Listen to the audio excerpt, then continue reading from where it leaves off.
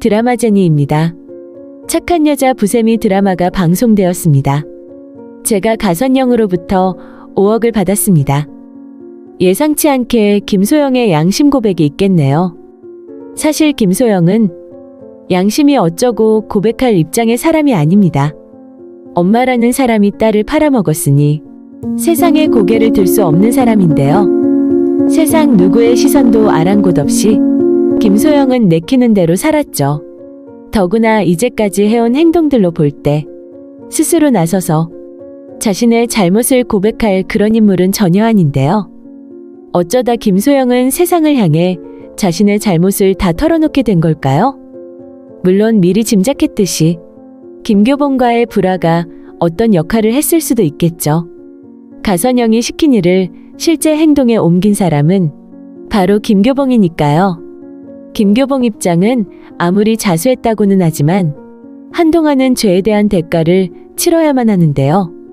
물론 두 사람은 가선영이 해주겠다는 경제적 지원 때문에 선뜻 그 일을 하겠다고 나섰겠지만 결국 김교봉은 경찰에 잡혀있게 되고 이익은 김소영이 혼자 챙기게 된 것인데요. 자신이 낳은 딸도 팔아먹는 김소영이 남자친구 김교봉과의 의리를 지킬 사람이 아니다 보니 두 사람 사이에 불화는 당연한 것이었네요. 하지만 김교봉은 잡혀있는 입장이라 김소영이 김교봉을 의식할 필요는 없겠죠. 이런 상황에 뜬금없이 자신의 배우에 가선영이 있었다고 미치지 않고서야 고백을 할 이유는 없습니다. 그런데 놀랍게도 김소영은 모든 걸 털어놓고 말았는데요. 도대체 무엇이 김소영을 움직이게 한 것일까요? 사실 일이 이렇게 커지기 전에 이도는 김영란에게 마구 불평했었죠. 도대체 어떻게 그렇게 가족관계가 복잡하냐고 말이죠. 복잡한 정도가 아니라 아주 지저분하다는 말이었던 건데요. 친엄마지만 남보다 못한 김소영의 그 남자친구라는 사람은 가선영의 자작극에 손발을 맞춰 김영란이 시켜서 그랬다고 경찰에 스스로 자수까지 했으니 이돈으로선 그런 말이 나올 수밖에 없었던 입장이었죠. 사실 이돈은 가선우가 가지고 있는 예림이 사건 동영상을 손에 넣기 위해 동홍 패거리하고까지 계약을 맺고 이를 추진하고 있었는데요. 그 와중에 가선영이 나서서 얼마든지 원하는 만큼 달라는 대로 모두 주겠다며 이 돈을 구워 삶으려는 시도까지 있었었죠. 이런 입장에 엄마의 남자친구가 김영란을 걸고 넘어졌으니 이 돈 역시 화가 치밀 수밖에 없었던 것이죠. 아무리 김교봉이 자수를 했다고는 하지만 경찰은 어떻게 김교봉의 자수를 조금의 의심도 없이 말하는 그대로를 믿고 김영란을 잡으러 온 것인지 한심한데요.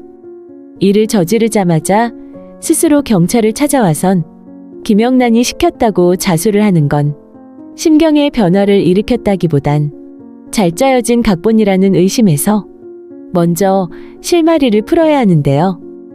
하지만 경찰은 기다렸다는 듯이 김영란을 잡아가 버렸네요. 하지만 조사를 해보면 그 일을 시킨 사람이 김영란이 아니라는 사실은 금방 드러나게 될 텐데요. 하지만 세상은 김영란을 도마 위에 놓고 진짜 그런 일을 저지른 사람인 양 떠들어대고 있었죠. 거기에 겁을 먹은 사람이 바로 가선우입니다. 가선우는 자신이 가선그룹을 차지하고 싶은 마음에 예림이 사건 영상을 가지고 있다는 사실을 알리려고 가선영에게 전화를 했었죠. 가선영이 가진 주식을 자신에게 모두 내놓으라고요. 하지만 약속 장소에는 가선영이 아니라 다른 패거리들이 찾아왔었고 가선우는 이 돈의 도움으로 멀리 도망을 갔던 건데요. 이제부터 어떤 식으로 일을 풀어가야 하나 고민 중이던 가선우에게 김영란이 저질렀다는 사건의 보도는 놀라운 것이었죠. 가선우는 가선영을 너무도 잘 아는 인물입니다. 15년 전 예림이를 없애려고 가선영이 어떤 짓을 저질렀는지 하나하나 다 알고 있기 때문인데요. 지금 가선영이 김영란을 무너뜨리는 걸 보면 다음 차례는 자신이 될 거라는 것까지 짐작할 수 있었던 것이죠. 그래서 가선우는 김영란을 만나자고 연락을 취한 것이고요. 하지만 약속 장소엔 가선우 대신 기로세가 나와 있었네요. 아마도 가선우와 김영란이 약속한 걸 알고는 중간에 가선영이 가선우를 빼돌렸던 것이죠. 가선우와 김영란을 동시에 해치우고 나면 가선그룹은 오로지 자신의 것이 되리라 가선영은 확신하고 있었던 것 같은데요. 글쎄 과연 가선영의 생각대로 그렇게 흘러가게 될까요? 어차피 가선영은 이길 수 없는 게임에 발을 들이고 있습니다. 가성호 회장이 말했듯이 그 모든 건 가성호가 뿌려놓은 덫이었는데 말이죠. 더구나 김영란을 해치려고 약속 장소에 나온 기로세는 김영란을 어떻게 하지는 못하고 미리 와서 기다리고 있던 전동민을 다치게 해버렸습니다. 지금 기로세는 이미 가선영이라는 조종사에게 자신의 모든 걸 맡기고 있었죠. 사실 기로세는 이런 나쁜 짓을 하면서도 카톨릭에 마음을 두고 있었는데요. 그게 다 이유가 있었습니다. 가선영은 세상을 정화시켜야 하기 때문에 유해한 인물들을 처리해야만 한다고 했죠. 기로세가 하는 모든 일에 정당성을 부여해 준 것인데요. 기로세는 이미 오래전 자신의 부모를 직접 해쳤기 때문에 그 누구도 기로세를 인간이라 생각하지도 않던 입장이었죠. 하지만 가선영만은 기로세를 정상적인 인간 대접을 해주면서 기로세가 부모에게 그렇게 한 건 부모가 나쁜 사람이었기 때문에 아주 잘한 일이라고 옆에서 적극 공감을 해주었었죠. 사실 사이코패스나 소시오패스적 성향이 있는 사람들은 상대의 감정이나 생각에 공감을 하지 못하는 게 대부분입니다. 하지만 가선영은 처음부터 예림이를 없애는 도구로 기로세를 이용할 생각이었기 때문에 공감하는 척 연기를 하며 그때부터 감정적 정서적으로 기로세를 지배하기 시작했었네요. 우리는 그걸 가스라이팅이라는 말로도 표현을 하는데요. 가선영의 로봇이라도 된 것처럼 기로세는 다시 김영란을 향해 달려들었지만 결국 전동민이 다치게 되는 상황이 되어버렸네요. 이런 일이 김영란을 매우 힘들게 했는데요. 지금 자신 때문에 입원해 있는 백혜지 사건으로도 김영란은 마음이 몹시 상처 입은 상황입니다.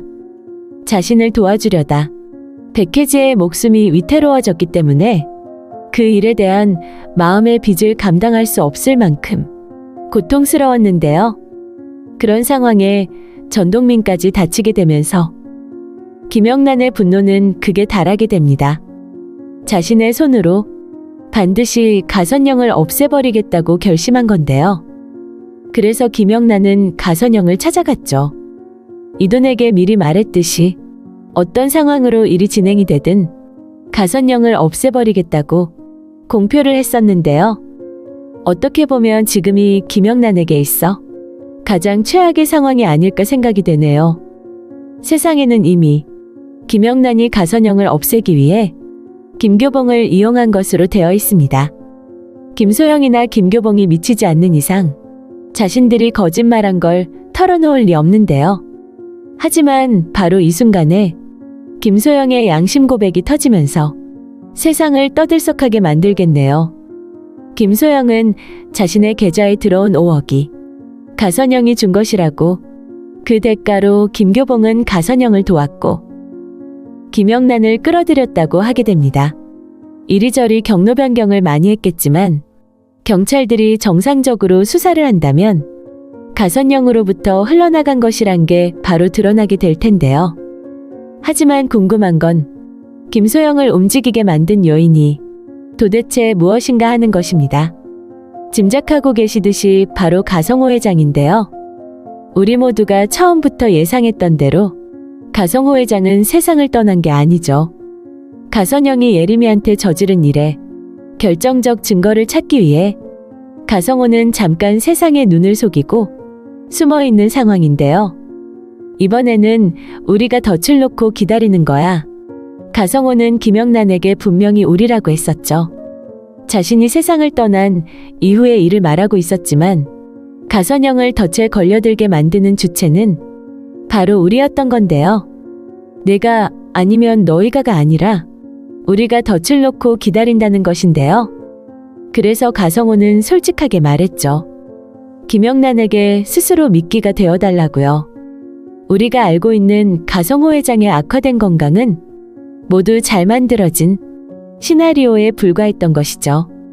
그건 결국 김영란이 자신의 계획에 흔쾌히 함께할 수 있도록 판을 벌이는 과정이었던 것입니다.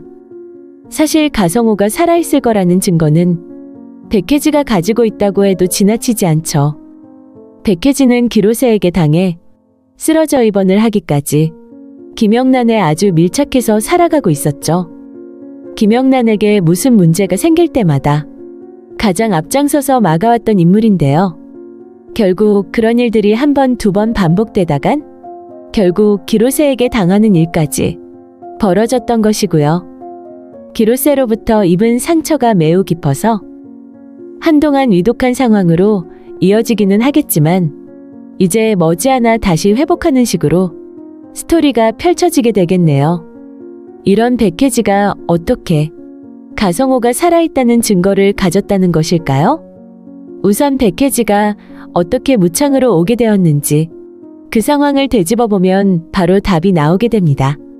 그리고 나중에 알게 된 일이지만 백혜지는 실시간 누군가에게 보고를 하고 있었죠. 백혜지가 가성호 비밀방에 들어왔다는 사실을 알고 너무도 놀랐던 인물이 이돈이었던 걸 보면 이돈은 절대 아닌데요. 우리는 이미 짐작할 수 있네요.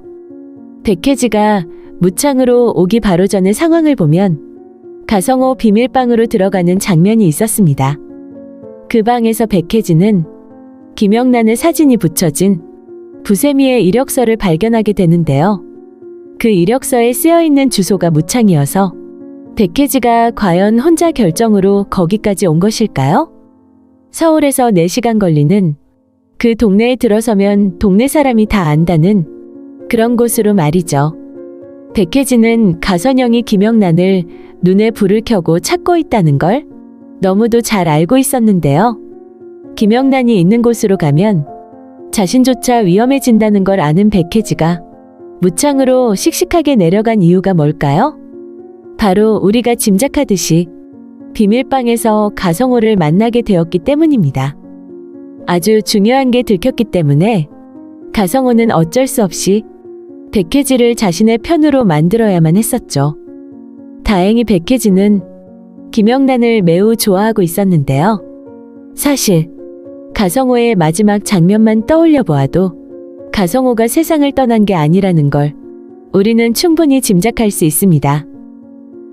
처음부터 본체와 별체를 구분해 놓고 밤 11시만 되면 주변인들은 모두 별체로 가도록 만들어 놓은 것부터가 이미 이 계획은 아주 오래전부터 매우 치밀하게 세워져 왔던 것으로 짐작할 수가 있습니다. 그렇게 길들여 놓아야만 자신이 스스로 세상을 떠났다고 한 후에도 자신이 본체에 남아 아무 의심 없이 생활할 수 있으니 말이죠. 더구나 이돈은 가성호가 살아있을 때나 떠난 후에나 항상 먹을 걸 사들고 본체로 들어왔죠. 가성호는 살아있을 때부터 최집사가 해주는 음식은 먹지 않았고 말이죠. 가성호는 그렇게 집안의 몰래카메라를 모니터링을 하면서 감시감독까지 하며 지낼 수 있었던 것 같네요. 그러다 아주 갑자기 백혜지가 그 비밀방으로 들어오게 된 것이죠. 하필이면 부세미의 이력서를 펼쳐들고 있는 상황이었던 건데요. 백혜지는 가성호가 살아있다는 사실에 너무도 놀라지만 가성호는 백혜지에게 도움을 요청하게 됩니다. 당연히 경제적 보상을 약속하고는 무창으로 내려보내는데요. 백혜지는 그 무엇보다 김영란을 만난다는 사실이 기뻤을 것 같네요. 보육원 출신인 백혜지는 자신과 가까이 지낸 사람들은 모두 자신을 떠났다고 했었죠. 하지만 이번엔 다시 자신이 김영란을 찾게 된 것이라 너무도 행복했을 것 같은데요. 그래서 백혜지는 김영란을 도와주면서 주변을 살피고 모든 그때그때 상황을 가성호에게 보고했던 것이었네요.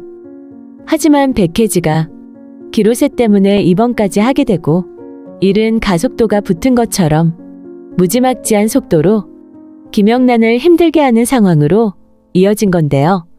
김영란이 기자회견을 한다고 하니 그걸 방해하려고 가선영은 자작극을 했고 결국 김영란이 시킨 것으로 꾸며 경찰에 잡혀가게 만들었죠. 거기서 끝이 아닙니다. 이제 진짜 김영란의 목숨을 노리고는 가선우와의 약속을 가로채 기로세가 또다시 김영란과 가까운 전동민을 치게 된 건데요. 김영란이 스스로 무너지게 되는 과정으로 이어지게 되자 어쩔 수 없이 가성호가 모습을 드러낼 수밖에 없는 상황으로 진행되게 되겠네요. 우선 가선영이 움직일 수 없도록 가성호는 무언가를 해야만 했는데요. 그래서 가장 먼저 움직이도록 만든 게 김소영의 양심 고백이었습니다. 가선영이 5억으로 김소영을 구워 삶았다면 가성호는 그 몇 배를 쥐어주었을 건데요. 이제 시작이죠. 가성호가 숨어서 기다렸던 건 가선영이 덫에 걸려드는 바로 그 순간이었죠. 온갖 짓으로 가선영이 자신의 욕망을 향해 나아가게 되겠지만 바로 그것이 가선영이 스스로 걸려든 덫이었던 것입니다. 이제 가성호가 가선영을 어떻게 요리할지 남은 회차 동안 사이다 맛으로 지켜보면 되겠네요. 드라마젠이었습니다. 오늘 착한 여자 부세미 드라마 리뷰는 여기까지입니다. 재미있으셨다면 좋아요와 한 줄의 댓글 꼭 부탁드립니다. 시청해주셔서 감사합니다.